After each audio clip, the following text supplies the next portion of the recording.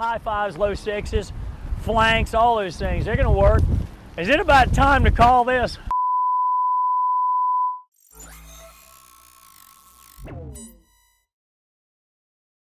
What's going on, everybody? I'm Jonathan with Burgess Insurance, and this is Roof Talks.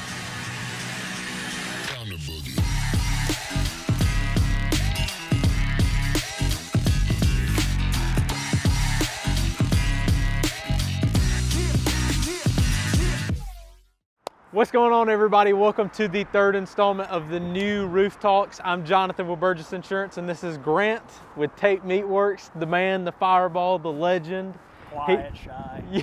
Yeah. So Grant has come on with Roof Talks with us once before, told his story, and we did it a little differently then. So, you know, Spartanburg's blowing up.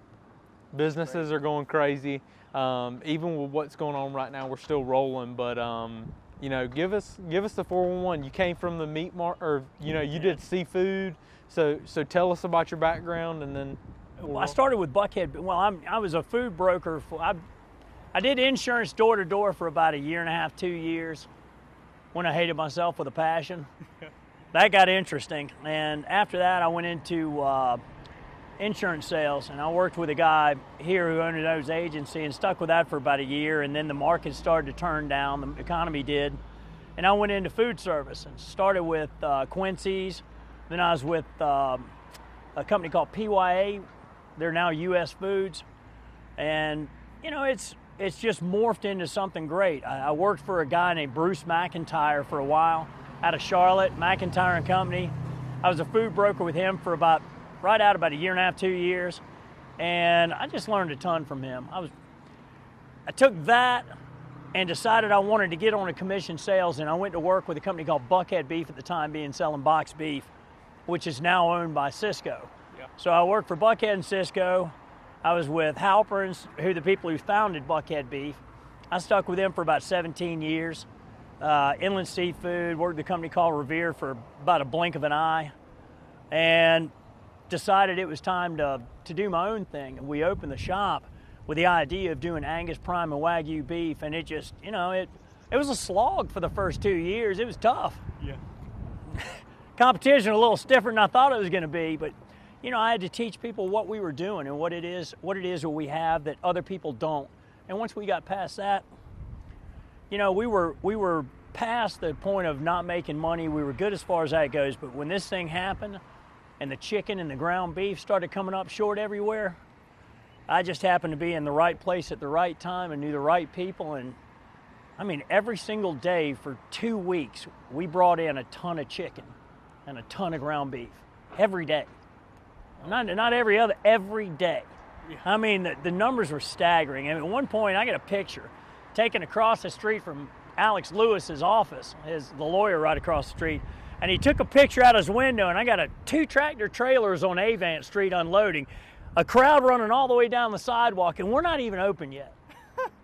I mean, it's been nuts. It's just taken off, and it's given us a new direction. At the time being, you know, when we got started, I had ground beef, you know, I had prime ground beef and Wagyu ground beef. People just want ground beef. They want a good ground chuck that's solid, and they want it under $6. Most of it under $5. Yep. Not a problem. You know, and that's what we're sticking with now, is the stuff that works well, and the ground beef took off, the chicken's taken off. These are items that I'll never price differently. I will always stay where I am. There is no way I'm trading that volume. Yep. It's huge. Huge. We're up, real world, we're up almost 400%. That's insane. Every week. Oh my gosh. Every week. It's crazy. And then you told me that one day whenever I came in your shop, you were like, right when y'all started, I mean, you didn't know. No, and it's crazy because failure and success live right next door to each other. That is so unbelievably true. Yeah. I mean, I'm not lying to you, brother. One decision here or there, it all started off, we got a thing that said you got 200 pounds of chicken and 200 pounds of ground beef. You know, people are out, so I'm going to bring in a couple of cases of each. They lasted 35 minutes. I was out of product in 35 minutes. Yeah. And that was when I decided, well, we're going to do it by the ton. And once we pulled the trigger on that, I'm not running short anymore. Yeah. So it is raining right now, and we are sticking through this because we are committed. We're going to make this happen, but because I think it's good stuff that people need to hear. Yes, sir. You know, so you start there. You're right there on Main Street, yes. And then you make the move. And then what happened with that move? Even from the move, you guys saw more volume before this. I was invisible. You know, it's not anything wrong with the place I was in. Yeah. And it's not anything wrong with the guys who own it. Problem is if you're in that place and you're not on the end, right there against the road, which is Skill and Forged Drugs, you're an afterthought. Yeah. You know, so once we moved, it was literally like God turned on the faucet. Because an average day at the other place, that's not the first hour of business now. I mean, it's just, we're not invisible anymore. And the people show up, the responses we're getting are fantastic. We're growing our lines, we're growing what we sell. It just, you know, it's heading in the right direction. You know, and I'm talking about a 90-degree angle, brother. Yeah. Straight up. I mean, it's nuts. If I told people the numbers, if I actually was stupid enough to start talking numbers, nobody believed me. Yeah. Nobody believed me. Yeah. I mean, our bank account went from not bad to in 2 days. Yeah, that's awesome. So, but I mean, it all goes back to you guys from the beginning were educating people as soon as they walked through the doors. You were always wanting to tell people why you were selling this and why you sold it at this price. And it took 2 years to realize the investment in time. And that's what it was. Yeah. You got an investment in time when you open a business. What do I want to spend my time doing? And my feeling was I want to make friends. I can sell all day long. Yeah. But if people don't like you and they don't want to talk to you, they can walk out the door. Yeah. So I spent all my time making friends. I gave away more product than you can shake 2 sticks at. Yeah. I mean, if you walked in the door, I was throwing stuff at you. Yeah. Anything to get you to come back. And, you know, that's, my feeling was the volume is going to provide what I want. I dropped my prices, cut them down, you know, to a certain percentage, which is below what we were doing when we started, and the volume is taking off. I'm comfortable with the pricing. The product was selling second to none. Nobody else has it. So I don't mind it. I like the volume. That's what we're looking for, is I keep turning my product, and that's the key to the kingdom. The other place we couldn't turn numbers. That's a major problem. Yeah. You know, if you're not selling stuff, I don't care how good it is, sooner or later it's going to go bad. Yeah. We don't have that issue anymore. Yeah. Ever. And the good thing is you had your whole family right there beside you. You had Becky, you had your Abby, Josh. yeah, everybody. They hate me with a passion now. I mean, all those kids have bank accounts, but they're like, yeah, I'm not taking time out. I don't blame them. Yeah. They work. My kids are unbelievable, and that is all. And I want to say this in front of God and everyone. It had nothing to do with me. That is their mama. You want to see 2 kids who you could take into the Piedmont Club at 8 years old? That's them. Yeah. We had 0 issues with them. My kids are unbelievably great. I've had no issues with them. That's all because they're mama and their daddy. Yeah. So, lucky guy. Yeah. But you guys took them in and brought them into the business, and they're just, I mean, they're throwing punches every day in there. I walk in and they're like, they're running the place. Both of them. I mean, they just do a phenomenal job. The kids that we have working there, they're bringing their friends in. I mean, it's really working out well for us. And it you guys really brought is. 9 people in. Yeah. Right. Place is packed. I got more kids there than I got customers right now. Yep. When we walked out. But 20 minutes ago, there were 10 people inside and 20 outside. Yeah, and then you guys have the ground chuck and, you know, the chicken, which everybody's getting right now. You guys are bringing in a ton today, but also at the same time, you've got the Wagyu, you've got everything else that, like, the meat buffs love. Well, it's funny you should bring that up because we just got finished doing a deal with a company called West Home Wagyu. They're out of Australia. We're going to do 11/12s, which the Wagyu scale goes from 1 to 12. Okay. 11/12 is the holy grail. That's what most people will call Kobe beef. We call it A5. Yeah. 11/12s, I'm going to have those in. I'm going to do those at $75 a pound. They're $105 right now. Yeah. You're talking about a massive difference in price. The blended stuff we'll bring in, those will be 9/10s. I'll end up doing those about 35. They're 39 right now, and they're going to look better than they look now. We're going to do chucks. I'm going to do briskets, flanks, skirts, across the board on this stuff. I want to see whether or not Wagyu is going to fly. There's a guy down in Miami who the guy sent me his menu, and he said, you know, I'm talking to her, and Deborah's telling me, she's like, yeah, this guy's doing 100,000 a week. And I was like, he's selling 100,000 a week in Wagyu? She goes, no, he's buying that much. Oh my gosh. He's in a different world. Yeah. But I think there's a market up here. You know, we can do briskets at $6-7 a pound. Yeah. Probably down, maybe in the high fives, low sixes, flanks, all those things. They're going to work. Is it about time to call this?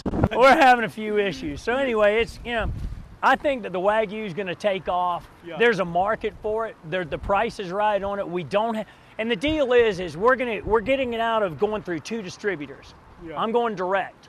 Yeah. Cutting the distributors out is how you actually get the market down far enough to where people can afford it without paying through the roof. And that's what we're doing. I'm keeping my markup low and buying direct from the manufacturer and pass it on. So what's up with the Halpern's truck that you guys have out there? Those guys, and I want to look in the face and say, Ray Hicks and Lisa Bogdan, I will never be able to pay you back for it. Those were the guys, and this is not an exaggeration. At one point, we had so much product in that the guy would wheel the cart back, his hand truck, straight back to the sorting table, and it wouldn't even go in the cooler.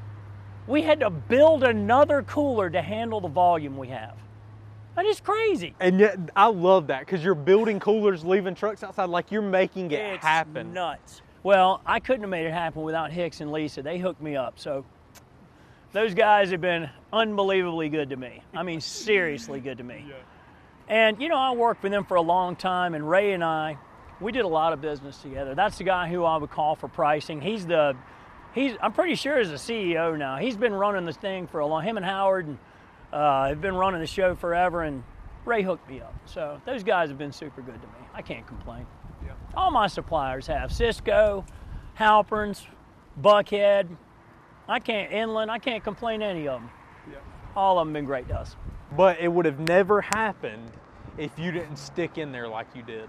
And that's what's crazy to me. It's always just that next little step that you take. It wasn't just a little step. And I'll be straight up with you. I'll try not to cry while I'm telling it. I spent so much time in a church pew at 8 o'clock in the morning crying and begging God for help because I was lost. I was lost. I couldn't get people in to save my freaking life. And my wife she's always been very spiritual. And I leaned on Jason Moore, and there's a guy that works with us now named Tony Williams. He used to be at Mobile Meals. Very spiritual guy. And these are the fellas that I leaned on, you know. I mean, I'm lost, you know. Can't get anything to work right. Yeah. You need to get close to God. And about the time my relationship with God started taking off, that's when that business started getting solid. It was just enough to cover us. Just enough to cover us.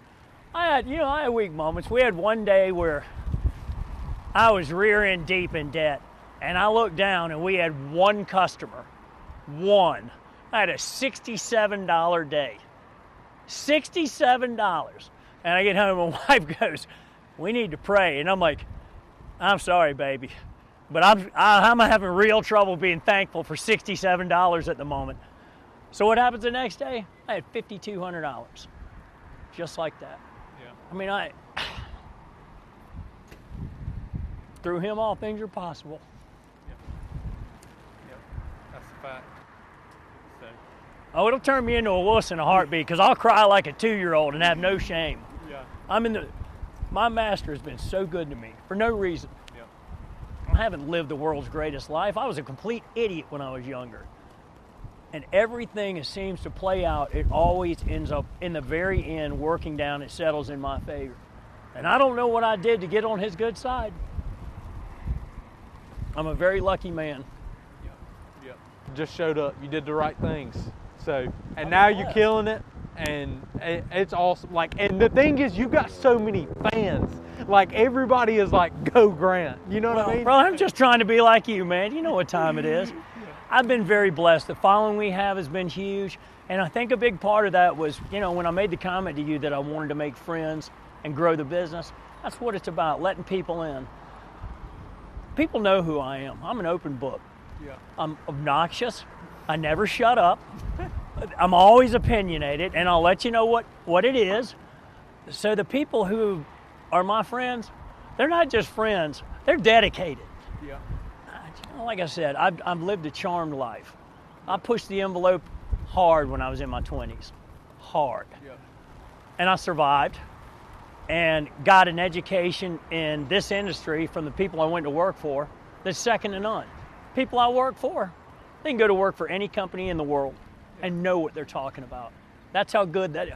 I was not even close to being the best salesman they have. Not even close. Man, I wasn't in the top 10. These people could throw down.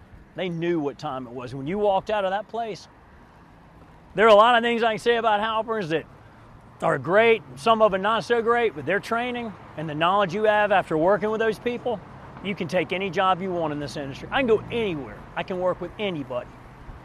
They just know what they're doing. They know what time it is. I've seen what other people carry.